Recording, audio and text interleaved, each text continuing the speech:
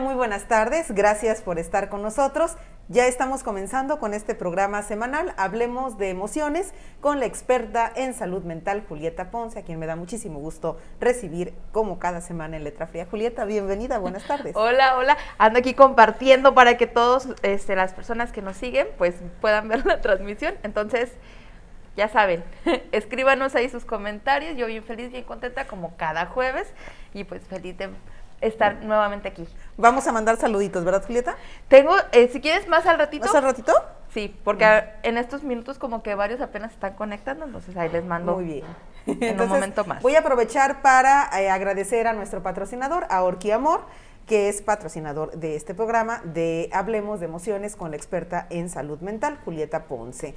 Y también queremos agradecer a Israel Aguilar, quien está en operación técnica y que gracias a él, pues ustedes pueden vernos y pueden escucharnos. Si desea comunicarse con nosotros, que diga, bueno, pues yo quiero echar un telefonazo, yo quiero hablar, márquenos al teléfono 317-381-4281, o si se le hace más fácil, mándenos un mensajito por inbox, un mensajito al WhatsApp de Julieta, al inbox de Julieta, a mi WhatsApp personal o a las vías que usted ya conoce. ¿De acuerdo? Sí. Muy bien. Hoy el tema que nos hablará Julieta para mí es un temazo, porque nos dirá qué son los mecanismos de defensa que, aunque los vivimos, a veces no sabemos cómo se llaman o qué son o para qué nos sirven o por qué existen, ¿no? Entonces, ella está hoy aquí para que nos explique de eso y si usted tiene preguntas, comentarios, ya sabe, déjelos ahí y se las pasaremos a Julieta. Así es. De hecho, los mecanismos de defensa pues son inconscientes, entonces la gran mayoría de veces no somos conscientes de que los estamos aplicando. Ahí está, muy bien. Y queremos comenzar, Julieta, con esta pregunta que es básica. ¿Qué son los mecanismos de defensa? Partamos de eso. Ok, bueno. Creo que voy un poquito más atrás. Cuando, estos mecanismos de defensa son parte de la corriente del psicoanálisis que funda Sigmund Freud, que yo creo que muchos de ustedes han escuchado a Freud mencionar, porque hay quien dice que es el padre de la psicología. Digo, no es el padre de la psicología como tal, pero sí el padre de la psicología como lo conocemos, esas de ir a hablar. De hecho, él establece la cura por la palabra, es decir, esto que nosotros conocemos como terapia, fue gracias precisamente al psicoanálisis que funda Freud, pues hace un chorro 200,000 años. Ok, entonces bueno, después también hay la corriente de la Gestalt, que también los aborda, de hecho tienen nombres distintos y añaden algunos, pero pues prácticamente es lo mismo. Muy bien. En psicología les digo que realmente es como muy parecido. Vaya, las bases son las mismas, ya nada más le vamos ahí como medio cambiando las cosas. No es común hablar de mecanismos de defensa, no es un tema que sea recurrente en charlas de café o con amigas o en mesas de familia. Pasa esto, yo creo que la psicología pasa mucho este rollo de que queremos estar innovando, pero la realidad es que pues son las bases de la terapia, precisamente, ¿no? Y bueno, en lo personal sí trato como de estar muy al pendiente en el rollo de los pacientes para entender como esta situación, ¿no? Pero sí son en ocasiones como términos que no muchos conocen. Van a ver que algunos sí los utilizamos muy seguido, pero hay otros que probablemente ni siquiera los habían escuchado, entonces mucho menos sabemos cómo los aplicamos o cuándo los aplicamos. Va a ser más fácil que los identifiquemos en otra persona como parte de la proyección, mecanismo de defensa, que nosotros. Pero bueno, ya sin tanto preámbulo, Freud establece pues el yo, super yo y el ello, ¿no? Que es esta parte en la que hay una parte en mí que es la parte moral, que es la parte de las reglas, que es la parte de lo que me dice está bien o está mal, y esa se va estableciendo, no nacemos con ella, se va estableciendo más grandecito, como alrededor de los 6 años, 5 años, cuando ya la tenemos ya como bien establecida, que es a partir de lo que mi papá y mi mamá o mis modelos cercanos me dicen que está bien y que está mal. Entonces, si se fijan, por ejemplo, un bebé no siente vergüenza. En cambio, ya cuando ya estás grande, que te mojas el calzoncito, es niño cochino, te dije que tienes que avisarme, le voy a decir a todos que te haces pipí en la cama, y entonces viene allí esta parte de que se ponen, ¿no? De la vergüenza, de la ansiedad psicológica, de toda esta parte que se genera a partir de que no estoy cumpliendo con lo que debería de hacer, ¿sale? Entonces, parte de esto, parte de lidiar con este sufrimiento, con esta ansiedad psicológica, con esta vergüenza, con estas emociones, me surgen los mecanismos de defensa. Cuando algo es muy doloroso, muy vergonzoso, está mal, estos mecanismos de defensa me ayudan, digámoslo de esta manera, a hacerle frente para que no sea tan doloroso, para que no sea tan vergonzoso, se activan, y esto es lo que vienen causados, pues me crea un equilibrio en mi psique, ¿sale? Entonces, son necesarios para protección, que esa sería la función, por eso es un mecanismo de defensa, ¿no? Pero en ocasiones, cuando me quedo ahí enganchado, cuando no resuelvo, cuando no hago consciente, pues sí puede llegar a crear trastornos psicológicos. Julieta, ¿y cómo podemos entender o comprender estos mecanismos de defensa? De manera como más, no sé, popular o sencilla, ¿cómo los entendemos, cómo los comprendemos? Ok, cuando algo me causa, voy a poner el ejemplo de la sublimación. La sublimación es el mecanismo de defensa que se utiliza como algo no está bien que haga, o sea, no es correcto que lo haga, entonces busco una manera mucho más sana, socialmente aceptada, para poder dar cabida a esa emoción, ese sentimiento o esa situación que tengo allí que si la llego a hacer está mal. Por ejemplo, tener relaciones fuera del matrimonio. Socialmente me dijeron que está mal, entonces hago uso a lo mejor de la masturbación para que precisamente yo pueda darle como esa sublimación, o sea, que no lo lleve a cabo algo que está mal y que sea algo como mucho más aceptado.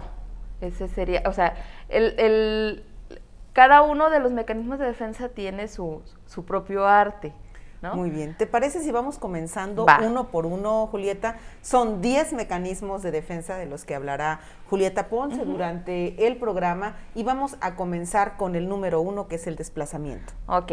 El desplazamiento es, por ejemplo, lo podemos ver en el círculo de la violencia. Alguien me agrede, por ejemplo, mi papá, mi mamá me agrede, y como no puedo golpear a mi papá o a mi mamá o decirle sandeces porque socialmente no es aceptado, porque socialmente no está bien, entonces desplazo esa emoción y ese sentimiento a alguien más. Por ejemplo, a mis hijos, ¿no? Entonces, o sea, por eso les digo que ya que los empecemos a desglosar, vamos a ver que sí los usamos. Muchas de las oraciones, por ejemplo, o sea, a mí me dieron unas nalgadas y no me pasó nada, ¿no? Entonces, enmascaramos este sentimiento porque estoy desplazando ese coraje, esa frustración, esa emoción que tengo ahí. Como no puedo responderle a mis papás y decirles que son unas muy malas personas, que me lastimaron y no me puedo poner al tú por tú con mi papá, por ejemplo, o sea, no me le voy a ir a los golpes a mi papá. Entonces busco otro objeto para yo desplazar esa emoción y ese sentimiento. ¿Qué podría pasar también, Julieta, en discusiones de pareja, en donde el papá o la mamá desplazan ese sentimiento hacia los hijos? Ajá. ¿Sí? Y luego los hijos van y lo desplazan hacia las mascotas, por ejemplo. Por eso te digo que es muy visto en el mecanismo de la violencia, pero o sea, lo podemos ver en un montón de cosas, ¿sale? O sea, nosotros desplazamos, porque como no lo puedo hacer, por ejemplo, yéndonos a cosas extremos, hay asesinos seriales que porque querían matar a su mamá, van y matan mujeres porque pues no podían matar a su mamá. O sea, dentro de su cabeza, su dolor psicológico, su ansiedad y todo el rollo, pues no les permite matar a la mamá, ¿no? Pero sí desplazan ese sentimiento de una manera, o sea, que no sea al objeto que quieren matar, sino a los demás. Entonces, ese es, digo, son casos extremos, pero ese sería un ejemplo de desplazamiento. Sí. Muy bien. La sublimación de la que hablábamos, pues es muy parecida, pero la sublimación, de hecho yo diría que es el mecanismo más sano, porque precisamente la sublimación me hace que yo busque situaciones más adaptables, más sanas, más socialmente aceptadas. Entonces, si se fijan, muchos hacemos sublimación. Por poner un ejemplo, los entrenadores, que a lo mejor un entrenador que le encanta el fútbol, pero no es bueno para jugar fútbol, o no tuvo esas capacidades, pero se dedica a entrenar a los demás, porque de esa manera puede realizar esa necesidad y esa emoción, ese sentimiento que hay allí, aunque no lo puede llevar a cabo, pero busca una manera de sublimar esa necesidad que tiene. También decías, Julieta, al inicio del programa, que pasa también, por ejemplo, con este deseo de quiero ser infiel o tengo la intención de ser infiel, entonces como no me lo puedo permitir, entonces recurro a la masturbación. Sí, entonces técnicamente pues es el mecanismo más sano, porque busco cómo desplazar, por eso es muy parecido al desplazamiento, busco cómo desplazar esa emoción, pero de una manera adaptativa. ¿Y que no me haga daño? Y que no me haga daño y no dañe a los demás, porque es lo que socialmente se supone que sí está bien hecho. Válgame. La represión, Julieta. Ok. Hemos escuchado todos, esta persona está reprimida. De hecho, no sé si creo que ayer acabo de ver una nota de que un político de los superconservadores y que estaba y era declarado así abiertamente homofóbico, lo encontraron en una orgía con un montón de hombres, entonces ese rollo, ¿no? Cuando yo me reprimo, acuérdense que el que yo lo niegue o lo esconda no lo va a desaparecer. Por eso les digo, en alguna manera necesitamos hacer que salgan esas necesidades. Por eso les comentaba hace un momento que la sublimación es como el mecanismo más sano que podemos utilizar, ¿no? La represión hace precisamente el énfasis en que me lo guardo y me lo guardo y me lo guardo y me lo guardo, o sea, lo reprimo. ¿Porque es vergonzoso? Porque es vergonzoso, porque es malo, porque no está bien, porque etcétera, etcétera, ¿no? Entonces, por poner un ejemplo, yo estoy enamorada de mi cuñado, pero pues ¿cómo le voy a bajar el marido a mi hermana, no? Entonces, yo reprimo esa emoción y ese sentimiento y lo dejo allí guardado. Y de hecho la represión muchas veces va ligada a la negación, que es otro mecanismo del que vamos a hablar. Precisamente yo niego que siento eso, ¿no? Pero va mucho en ese sentido de la represión. Y entonces eso tarde o temprano va a tronar a la persona, porque cuando lo hagan de cuenta, de hecho, parte de la psicología psicoanalítica, hay otra figura muy importante que es Jung, que también se los recomiendo. Si les gusta el rollo de la psicología, vayan y busquen sobre la sombra, que es muy bueno. Y él dice que es como esa parte, ¿no? Imaginemos que estamos empujando un balón en una alberca. Entonces, mientras más empuje para pues enterrarlo, que sería la parte de la represión, cuando eso se me llegue a zafar, para empezar, estoy ejerciendo más y más y más fuerza. Va a llegar un momento en que mis defensas se van a cansar, o sea, mi psique se va a cansar, no voy a poder estar eternamente allí. Entonces, mientras más, pues más me va a pegar ese balón en la cara, por decirlo de esta manera, ¿no? Sí. Entonces, la represión hace referencia precisamente a borrar o a bloquear esos sentimientos o necesidades que son bochornosos. Y se borran, se pueden reprimir de manera consciente, pero también inconsciente. Julieta, aquí entra esto de que hay personas que no recuerdan algún hecho porque le genera bastante vergüenza y bastante dolor. Sí entra o no entra. Es que acuérdense que estamos hablando de esto que es un nivel inconsciente. Ok. Que eso también es mucho de la teoría de Freud, ¿no? Freud es el que establece que hay un inconsciente. Y entonces esta parte, hay inconsciente, subconsciente y el consciente. Son como estos tres estados, ¿no? Y los mecanismos de defensa, la gran mayoría está todo el tiempo en el inconsciente, porque es mi inconsciente protegiendo mi psique, o sea, mi equilibrio. Uh-huh. Pero en ocasiones sí llegan a ser semiconscientes o conscientes, pero eso más bien ya es cuando yo hago un trabajo terapéutico que lo puedo, o sea, que puedo caer en conciencia, o cuando me lo espejean, uh-huh, o cosas así. Regularmente no nos damos cuenta. Ok. ¿Sí? O sea, sí se requiere un nivel de conciencia y de trabajo personal, vaya, de inteligencia interpersonal, uh-huh, para que yo pueda estar consciente de mi mecanismo de defensa. Que ese ya es otro nivel. Que sí es otro nivel.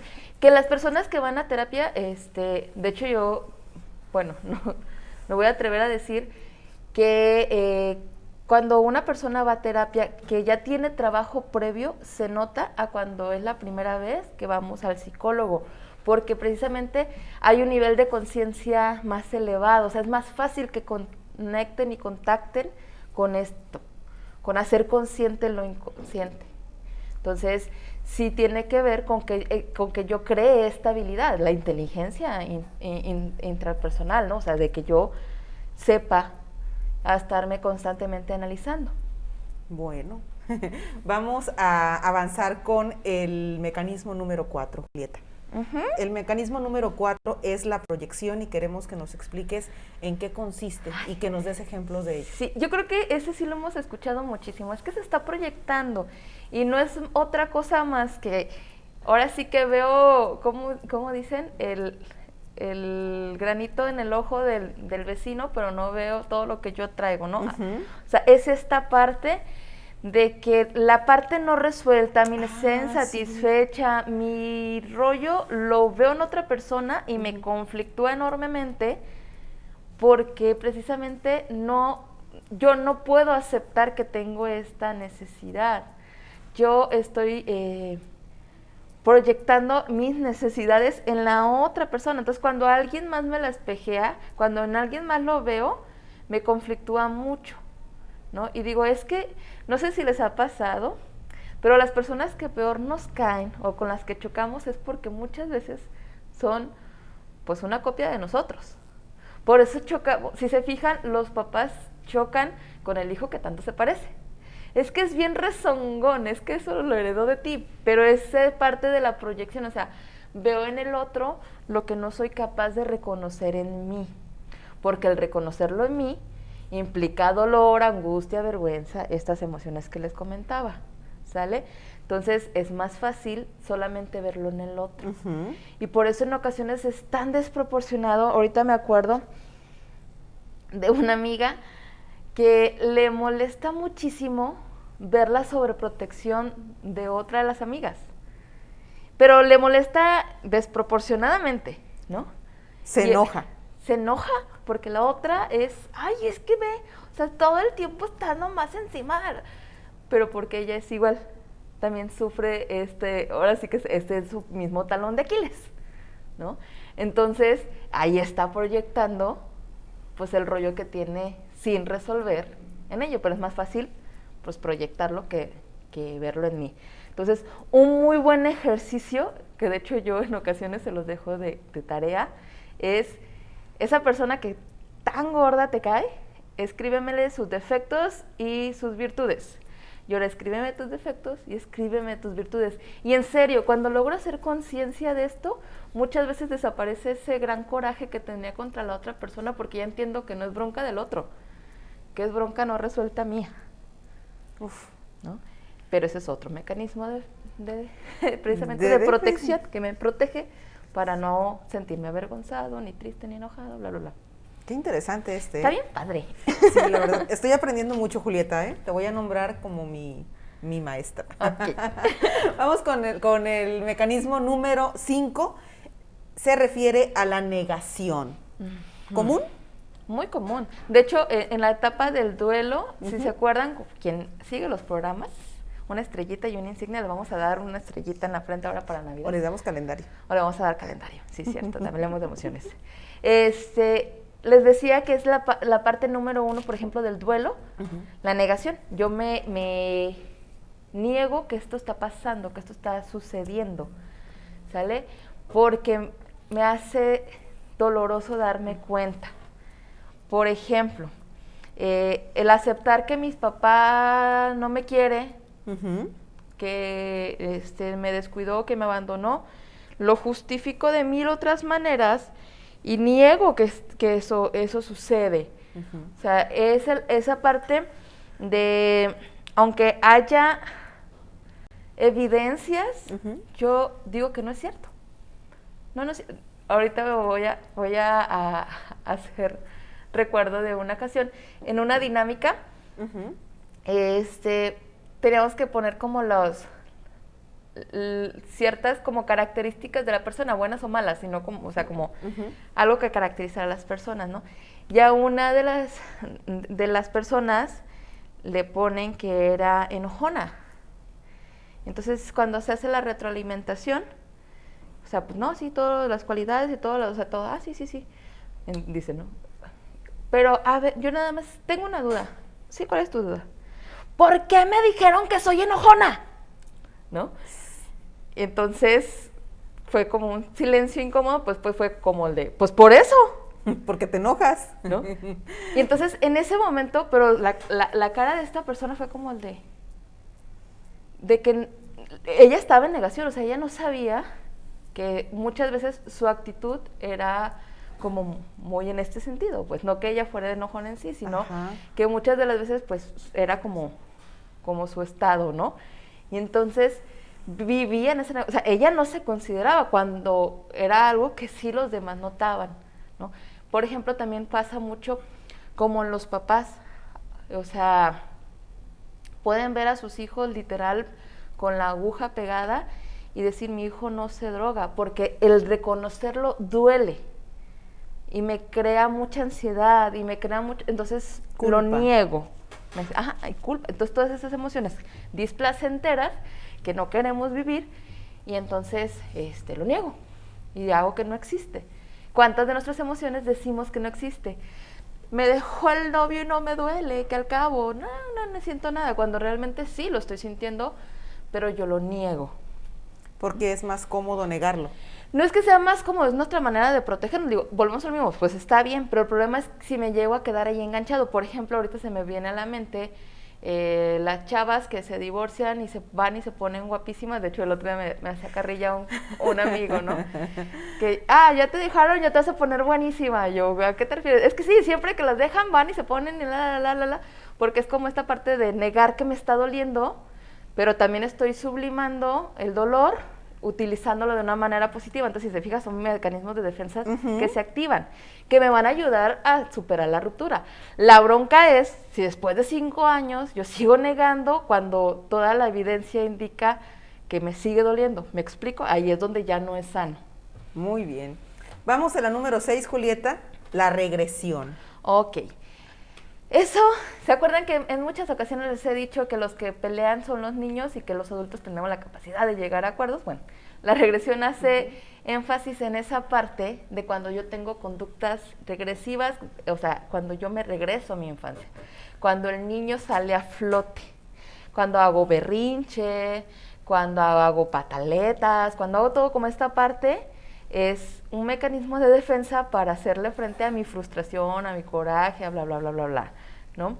Y de igual manera, es una manera que me hace estar en un estado como mucho más seguro, porque el ser adulto, díganmelo ustedes, sí, no, es difícil, es más padre cuando yo no tenía que hacerme responsable. Ese es el fin de la regresión. Cuando adulto me toca hacerme responsable, mejor me regreso a ese estado en donde yo no tenía que hacerme responsable de mis actos, ¿sale? ¿Cuántos de nosotros tenemos conductas infantiles? Y ese es un mecanismo de defensa. Que lleva a la regresión. Sí, por ejemplo, el hacerme la víctima muchas veces tiene esta parte de no hacerme responsable, y si tiene, pues su sentido en que me estoy regresando a ser chiquito, cuando la realidad es que soy un adulto, que tengo que hacerme responsable, pero como hacerme responsable implica, volvemos a lo mismo, todo esto, pues no quiero, mejor me regreso. Muy bien, Julieta, vamos avanzando con el número 7, la formación reactiva. Ok, fíjate que ese, yo creo que es de los que más miedo da. ¿Por qué? Déjame te digo por qué. La formación reactiva es el hecho de yo manifestar lo contrario a lo que realmente estoy sintiendo. Por ejemplo, un papá sobreprotector,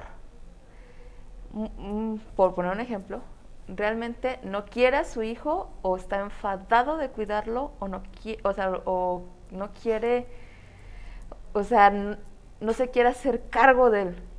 Y como eso no es aceptable, se van a la otra parte a sobreproteger. ¿Me explico? Es un ejemplo. Digo, hay muchísimos. La formación reactiva es cuando yo manifiesto lo contrario a lo que realmente quiero, siento, necesito. Porque lo que quiero, siento, necesito no está bien. Entonces me voy al otro. O sea, yo probablemente lo que quiero es abandonar a mis hijos, pero no porque lo quiera abandonar, sino porque, o sea, se vale estar cansado, se vale, bla, bla, bla, bla. Pero me voy al otro lado porque trato de compensar esa parte, ¿no? O sea, de esconderlo. Por eso digo, si se fijan es como muy complejo porque hay negación, porque hay esta parte de la represión. O sea, si se fijan son varios los mecanismos de defensa que se activan en ese. Y muchas de las veces yo muestro una cara completamente diferente, pero si se fijan, una de las características es que va a ser una conducta de todas maneras mal encausada. O sea, a diferencia, por ejemplo, de la sublimación es algo adaptativo. En esta, como me voy al otro extremo, de todas maneras va a ser una situación no sana. Julieta, lo pienso, no sé si es correcto o incorrecto, me haces pensar en los psicópatas. No sé si tiene alguna relación, sí o no. En el rollo de los psicópatas está más complicado porque, bueno, un psicópata como tal, parte de lo que tienen es una deficiencia en sus neuronas, específicamente de las espejo, que son las que nos hacen sentir empatía. Entonces los psicópatas no sienten empatía, no sienten vergüenza, no sienten, o sea, todos estos que decimos, ellos no lo sienten. Muchos de ellos llegan a ser el punto tan manipulador que saben cuándo utilizar, que se sientan avergonzados, pero realmente no lo sienten. No hay vergüenza, no hay culpa, esa es una de las definiciones, no de las definiciones, de los como requisitos para ser psicópata o de la sintomatología del psicópata. Okay. Entonces, yo dudo que utilicen esto porque entonces no, porque la razón por la que se explotan estos es por estos sentimientos que perfecto. Carecen los psicópatas. Muy bien, gracias Julieta, tenía esa duda. No fue duda del público, fue duda personal. Muy bien, deja tu comentario allí. Dejo mi comentario en la transmisión, escribo mi inbox y pregunto. Julieta, vamos con el mecanismo del aislamiento. Ok, el aislamiento es cuando se divorcian los recuerdos de los sentimientos, es una mejor manera de tolerar, precisamente, ¿no? Voy a poner un ejemplo. Una chava que su papá fue violento, maltratador, alcohólico, etcétera, etcétera. Una mamá violentada, con depresión, que no les prestaba absolutamente atención, que se pasaba dormida todo el día por la depresión, etcétera, etcétera. Y ellas aíslan y justifican el descuido de la madre para no hacer consciente de que mi mamá me abandonó y que tampoco me dio atención y tampoco me dio amor. Justifican que fue una persona violentada, y solo me quedo con el hecho de que ella no me golpeó, ella no me pegó, entonces es una mamá que me ama. pero hay esa disociación porque realmente también fue la misma, o sea, fue falta de amor de ambas partes. Causaron daño. Sí, pero entonces el reconocer eso me quedo sin nada. Entonces es mucho más fácil como que aislar esto y solo quedarme con la parte como bonita y así no sufro porque sería muy doloroso hacer conciencia de todo esto. ¿Pasa con las víctimas de abuso sexual? Sí, fíjate que en el caso de las personas con abuso sexual es todo un rollo tan complicado y el otro día platicaba con una amiga, le digo, y de verdad es tan doloroso ver lo mucho que causan, o sea, el dolor tan grande y las repercusiones que llegan a tener estas personas por una situación de violencia que es bien difícil volverlas a acomodar, pues, o sea, que se vuelvan a, porque sí es mucho, mucho, mucho el daño, se activan muchos mecanismos de defensa y los mismos mecanismos de defensa muchas veces no nos deja que trabajemos la terapia, pero te digo, ahí es cuando ya no es adaptativo, o sea, cuando ya no me permite ni siquiera curarme, ya no está cumpliendo su función porque ya no me está protegiendo, al contrario, me está dañando. Y muchas de las veces en terapia, la gran mayoría se activa. ¿Cuántas veces le decimos, ve a terapia? No, yo no lo necesito. Negación. No, mira, yo mejor me voy a leer en mi horóscopo, a correr, a cualquier cosa, menos a terapia. Otro mecanismo de defensa, etcétera, etcétera. ¿Por qué? Porque el ir a terapia implica que me vas a tocar donde me va a doler. Y claro que no queremos. Y muchas de las veces, y yo agradezco enormemente a esos seres que confían en su servidora, que me dicen, Julieta, es que esto que te voy a contar me da mucha vergüenza, ¿no?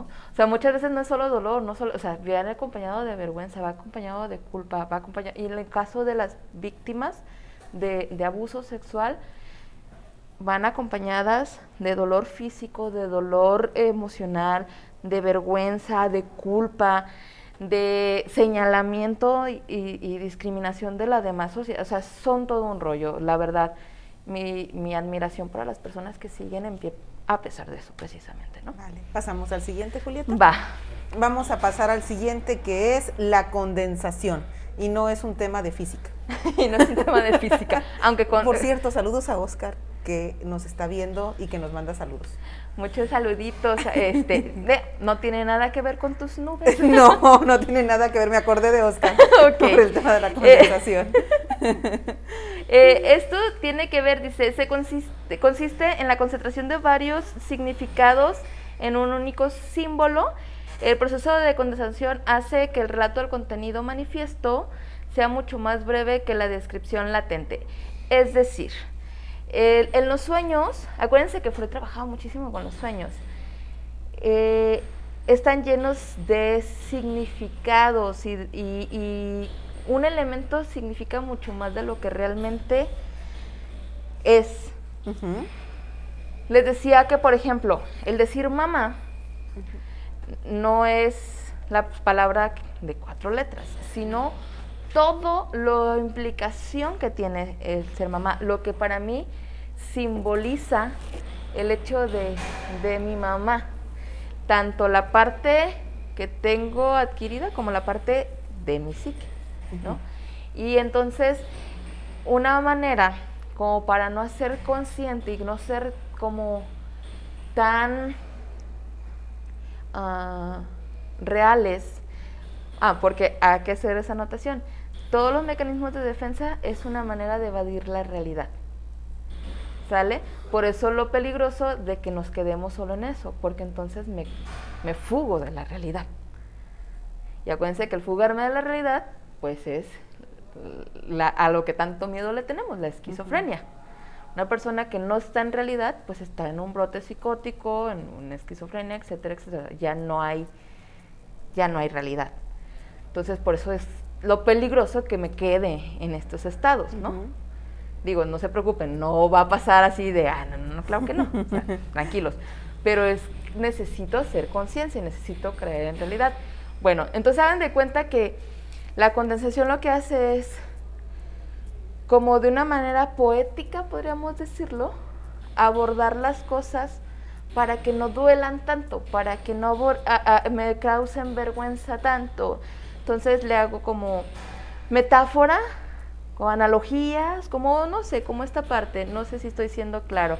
Me hace que cree como una realidad alterna, más bonita, con otros significados. Por ejemplo, eso que les decía, o sea, lo que implica para mí van adquiriendo otras situaciones, ¿no? Por ejemplo, mi papá, me toca ver que mi papá le pegó a mi mamá, y casi la mata, y en ese momento pasa un perro ladrando, y entonces a partir de ahí yo mejor adquiero el miedo al perro ladrando, que es el símbolo, o sea, lo que realmente me aterra es esa parte, ¿no? Pero eso me hace pensar, me hace como trasladarme a ese punto, ¿no? Y entonces es más fácil odiar y temer al perro que odiar y temer a mi papá.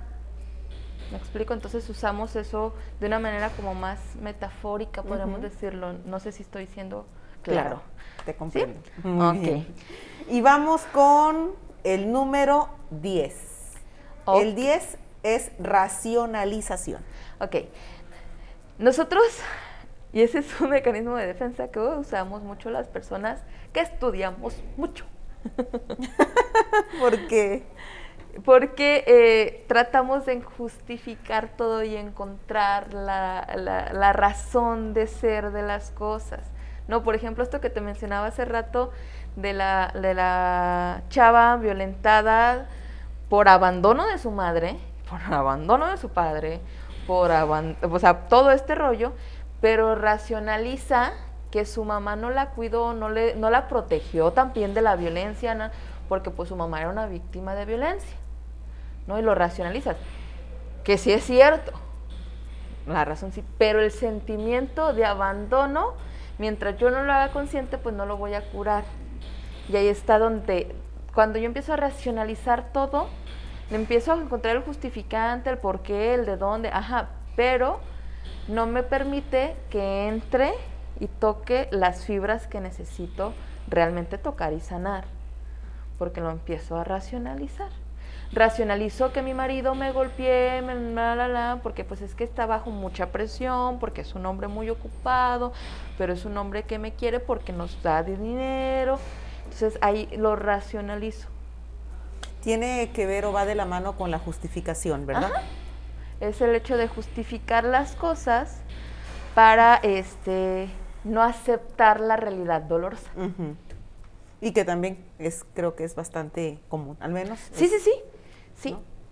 Y te digo, y mientras más estudiemos, más fácil es crearnos esta ilusión y esta racionalización.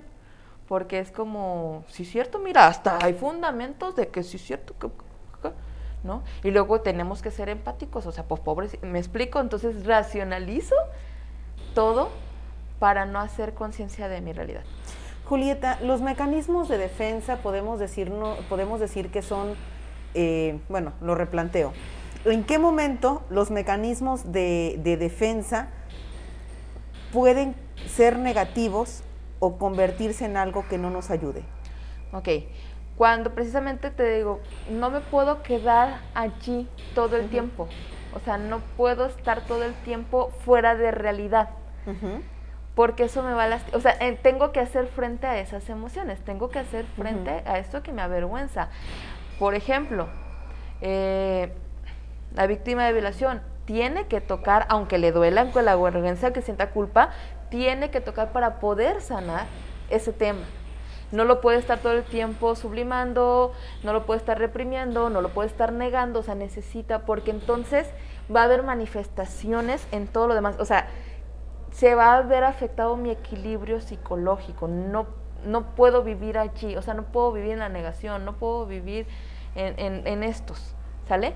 Sí, me ayudan, me protegen, tampoco puedo ir toda la vida que alguien me lastime pues llorando, o que estoy enojado, no lo puedo decir al jefe o recordarle a su mamá, o sea, no, sí necesito reprimir. sí necesito sublimar.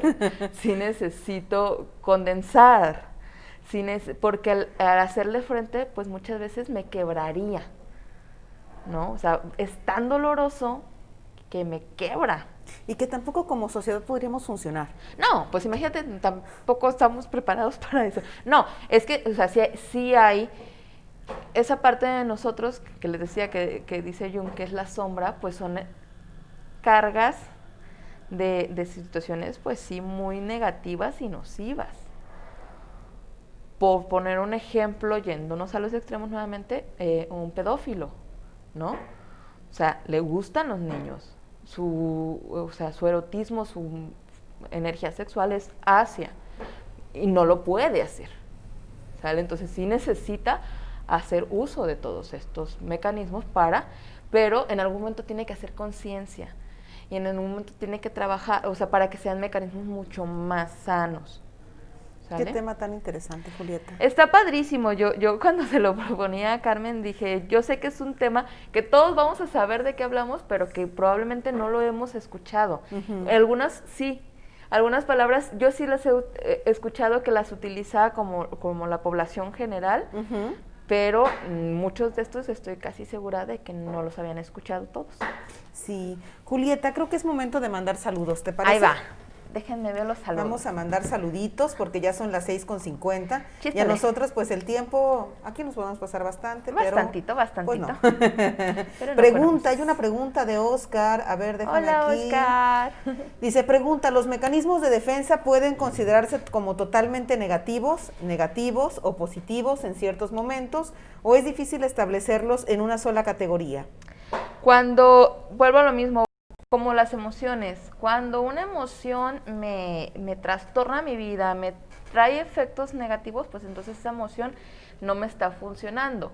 Lo mismo lo de los mecanismos, ¿no? Cuando precisamente hay este sufrimiento, o sea, se va a empezar a manifestar. Va a haber manifestaciones más allá. O sea, aunque yo lo niegue, aunque yo lo reemplace, aunque yo lo reprima, aunque yo todo esto, sí va a empezar porque necesito atender la raíz de eso. Y vuelvo a lo mismo, necesito caer en realidad. Si nos sirven, si nos protegen, si son necesarios, o sea, no hay que satanizarlos, los necesitamos. En ocasiones les digo, no puedo andar llorando todo el tiempo, cada que alguien me diga que no. O sea, tengo que decir que no me importó, ¿no? O sea, y probablemente no va a pasar de allí. Pero situaciones muy dolorosas, sobre todo con nuestras figuras objetales, es decir, papá, mamá, que son las que más bronca nos causan, porque acuérdense que también ya hemos hablado de eso, me duele ahorita lo que me recuerda al niño herido, ¿no? Entonces muchas veces viene todas esas broncas desde lo que no he trabajado con mis papás. Ay, qué tema tan interesante, Julieta. A mí me gustaría seguir aquí todavía un buen rato, pero no pero no es posible. ¿Mandamos saludos? Sí, claro. ¿Quiénes escribieron ahí? Dice Samantha Giga que ya la saludemos porque también nos ve cada jueves. Gracias, Sandy. Gracias, Sandy, que no se pierde el programa. A mi mami, o Bio, que es nuestra fan número uno. Le vamos a dar calendario, señora, ¿eh? Sí, y saludos, también te manda saludos a ti. Gracias, señora. A Oscar, muchas gracias. Y bueno, pues a todas las personas que nos comparten, que nos mandan saluditos. A Paulo, que también nos ve, no nos puede ver ahorita por el trabajo, pero nos ve más al rato. Ay, se me olvida. Mario Reyes también es otro de los que nos ve. Sí.